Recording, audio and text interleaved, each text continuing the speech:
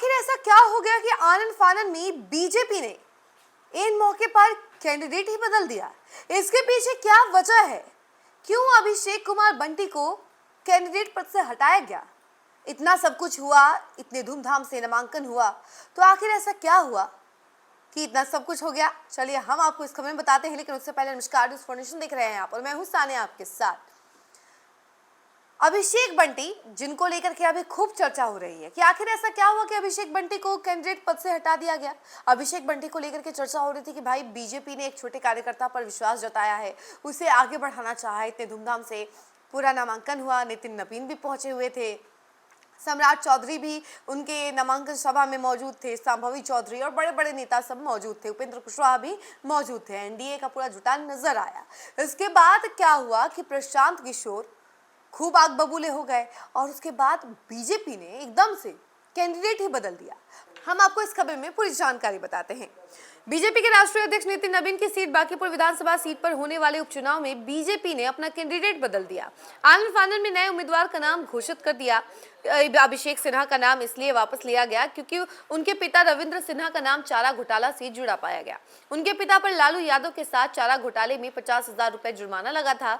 इस बात की चर्चा छिड़ने लगी थी कि नितिन नवीन ने चारा घोटाला के आरोपी के बेटे को टिकट दिलवाया है। इससे पहले कि प्रशांत किशोर और राजद इस मामले को मुद्दा बनाते अभिषेक सिन्हा ने अपना नामांकन वापस ले लिया।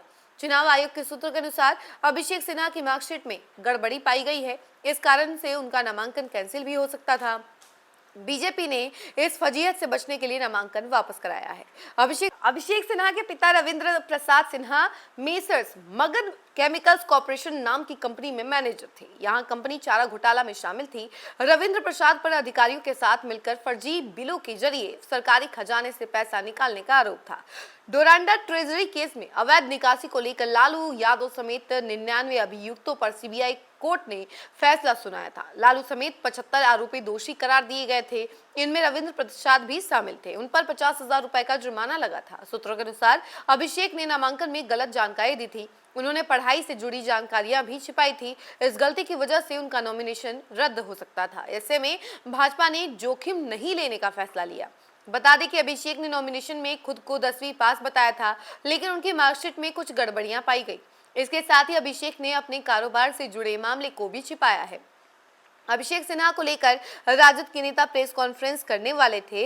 इसमें उनकी पढ़ाई, नामांकन में की गई गलती और उनके पिता के चारा घोटाला से जुड़े मुद्दे को उठाया जाना था। वहीं प्रशांत किशोर ने कहा कि मैंने पहले ही कहा था कि जनबल के आगे कोई बल नहीं। अभी तक आपने देखा था कि बीजेपी के डर से दूसरी पार्टियों के उम्मीदवार भागते थे।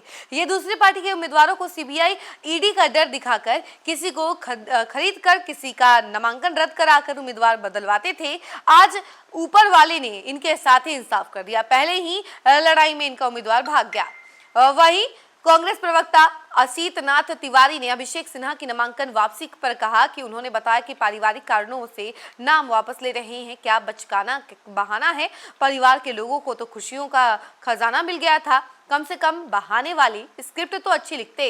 और वहीं आरजेडी के प्रदेश प्रवक्ता शक्ति सिंह यादव ने कहा कि बांकीपुर उपचुनाव में मुकाबला दिलचस्प हो गया है। बीजेपी ने अपने उम्मीदवार को वापस ले लिया है। कार्यकर्ता निराश हो गए हैं और बीजेपी को हार का सामना करना पड़ेगा। ये तमाम बातें जो है अभी चर्चा का विषय बनी हुई है और नितिन नवीन के गढ़ यानी कि बांकीपुर को लेकर के खूब चर्चा हो रही है। इस चुनाव को लेकर के खूब चर्चा हो रही है क्योंकि कांटे की टक्कर होने वाली है। बीजेपी वर्सेस प्रशांत किशोर और रेखा गुप्ता, इन सभी के बीच में खूब कांटे की टक्कर देखी जाने वाली है 30 जुलाई को, क्योंकि इस दिन वोटिंग होने वाला है और उसके बाद 3 अगस्त को रिजल्ट सामने आ जाएगा। लेकिन इससे पहले जो अभिषेक कुमार बंटी को कैंडिडेट पद से हटाया गया है, इसको लेकर के खूब चर्चा हो रही है कि आखिर क्या क्या वजह थी। तो उसके बारे में हमने आपको बताया है कि क्या क्या चर्चा चल रही है कि अभिषेक कुमार बंटी के पिता का नाम चारा घोटाला से जुड़ा पाया गया, जिसकी वजह से ये नामांकन वापस लेने के लिए कहा गया। और दूसरी बात ये कि अभिषेक कुमार बंटी के जो रिकॉर्ड्स हैं या यूं कह लीजिए कि सर्टिफिकेट है, 10th का मार्कशीट है, उसमें गड़बड़ियां पाई गई है।